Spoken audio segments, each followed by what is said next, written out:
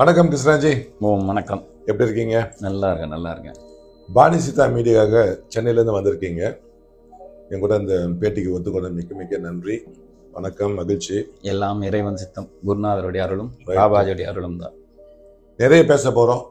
உங்களுடைய அனுபவம், என்னுடைய அனுபவம், நம்ம குரு கிட்ட நம்ம எப்படி பழகணும். ரெண்டு பேருமே இறைவனுடைய ஒரு புண்ணியத்தில், பூர்வ புண்ணியத்தில் ஒரே குரு கிட்ட நம்ம படிச்சாருங்க. சரி, நீங்க பிறந்து வளர்ந்த எந்த ஊர் சொல்லுங்க. நான் சென்னையில் தான் பிறந்து வளர்ந்தேன்.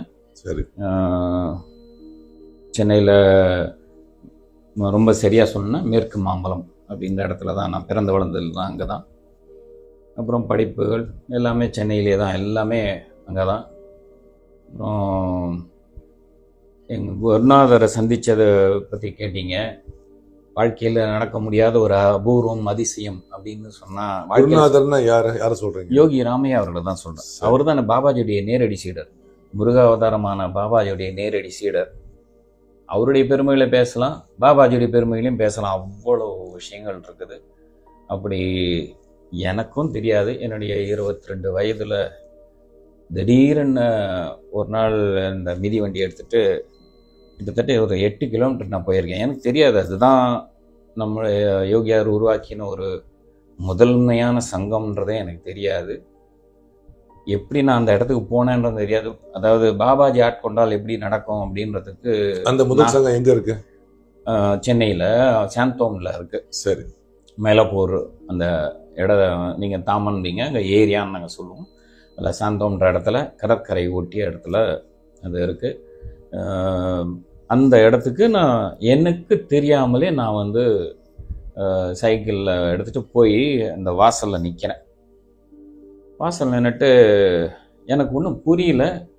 நான் யார், நான் எப்படி இங்கே வந்தேன், இது என்ன இடம்னு எனக்கு தெரியலையே, இது என்ன கனவா நினைவா, என்னையே நான் கிள்ளி பார்த்துக்கிறேன், கிள்றதே கனவுல இருந்ததுன்னா வலி இல்லை. அப்படியெல்லாம் சிந்தனையோடு அப்படி ஒரு குழப்பமாக நான் நின்றுட்டு இருந்தேன். அப்போது எனக்கு முந்தைய வருடம் உபதேசம் வாங்கின ஒரு அன்பர் சிவபிரகாசம், என்னால் மறக்க முடியாது. அவர் மேலே படிக்கட்டில் ஏறிட்டு இருந்தார். ரோட்டில் நிற்கிறவங்களெல்லாம் பார்க்க முடியும், அந்த மாதிரி அமைப்பது.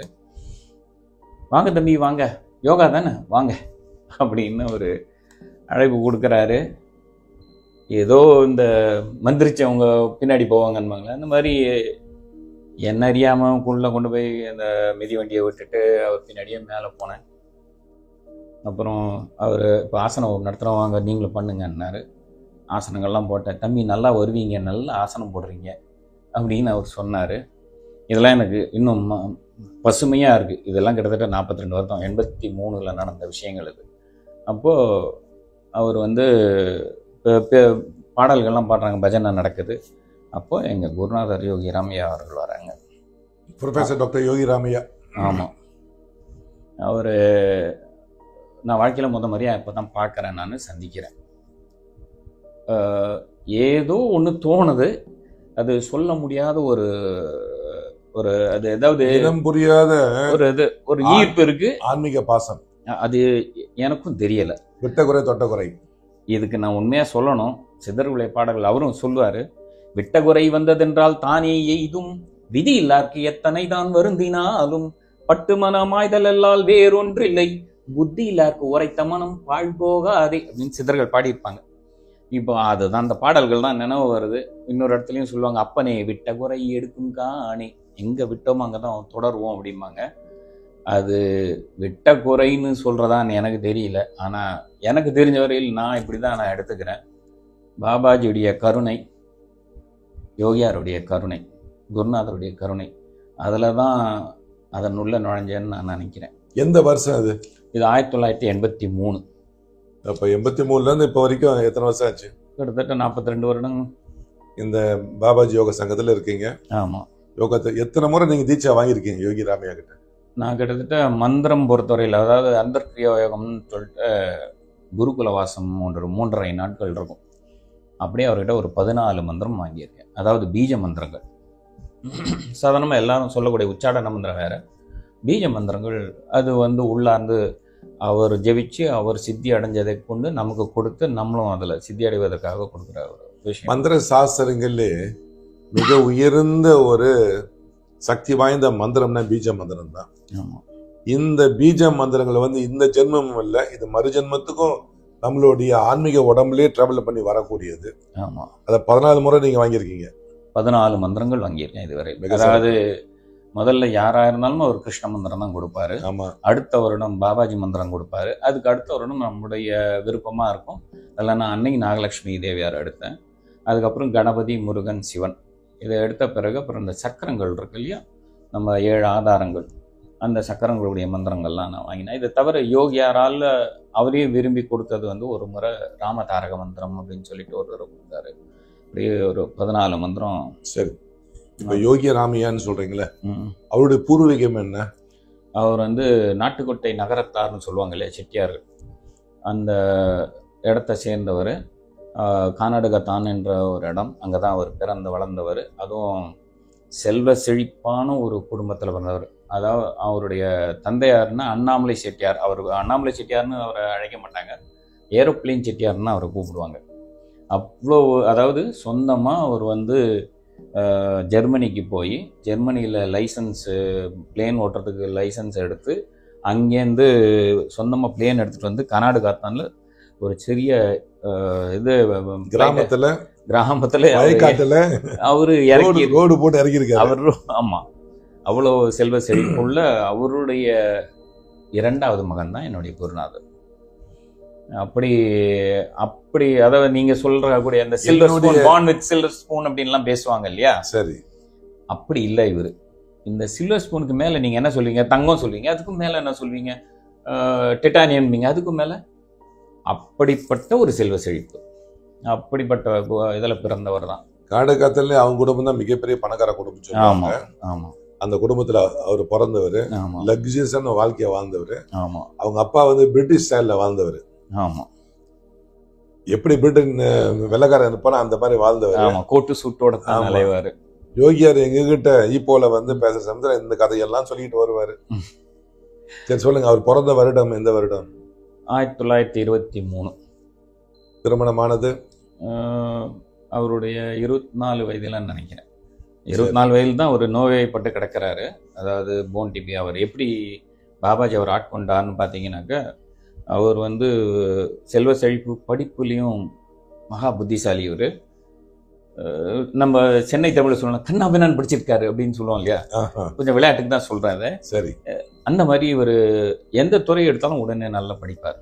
அதனால் அவர் படித்து அதில் வந்து ஜியாலஜியில் வந்து தங்கப்பதக்கம் வாங்கினவர்.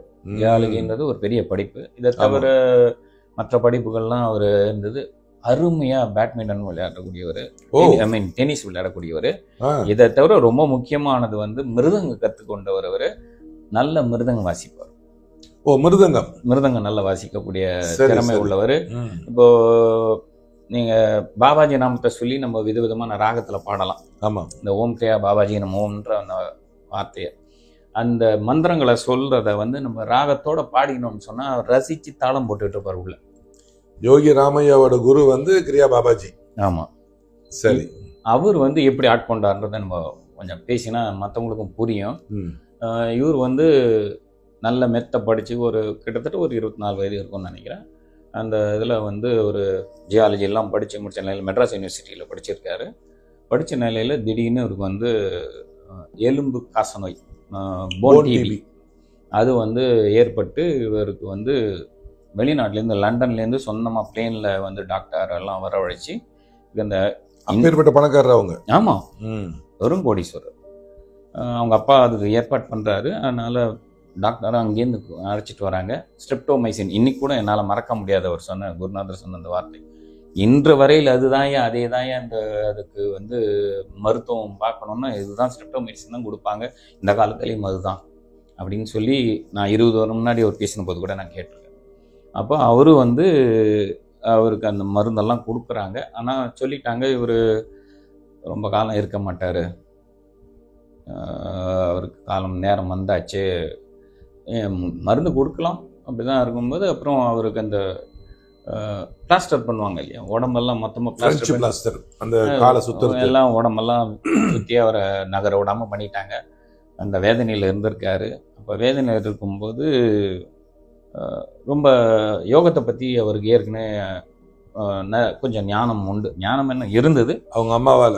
அவங்க அம்மா வந்து அவர் அடிக்கடி சொல்ல, எங்கள் அம்மா தான் இதுக்கெல்லாம் காரணம். அவங்க அம்மா பேரு உடனே கேட்குறீங்க, மறந்து போச்சு. ஆனால் அவர் சொல்லாச்சு. அவங்க வந்து ஒரு செல்லசாமின்னு ஒருத்தர் சுவாமிஜி, ஒரு பெரிய மகான். அவர் வந்து நவகண்ட யோகம்லாம் பண்ணக்கூடியவர், புதர் மறைவில் இருந்து செய்யக்கூடியவர். அவருக்கெல்லாம் உணவு கொடுக்கக்கூடிய. நவகண்ட யோகம்னா என்னச்சு? அந்த உடம்ப வந்து அப்படியே 9 வகையா கை காலு தனித்தனியா எல்லாத்தையும் உடம்ப 9 வகையா பிரிச்சுட்டாங்க. பிரிச்சு ஒரு யோகத்துல இருப்பாரு. பார்க்கறவங்க கொஞ்சம் பயந்து போவாங்க. அப்படிப்பட்ட ஒரு உயர்ந்த நிலையில ஒரு யோகத்துல இருக்கிறவங்களுக்குலாம் அவர் செல்லசாமின்னு பேரு. அவருக்கு எங்க அம்மா வந்து ரொம்ப பணிவிடெல்லாம் செஞ்சிருக்காங்க. அதனால இயல்பாகவே இவருக்கு வந்து அதனால்தான் அவங்க அம்மா சொல்லி இவருக்கு வந்து ஷீரடி பாபா மேல ஒரு பக்தி இருந்தது.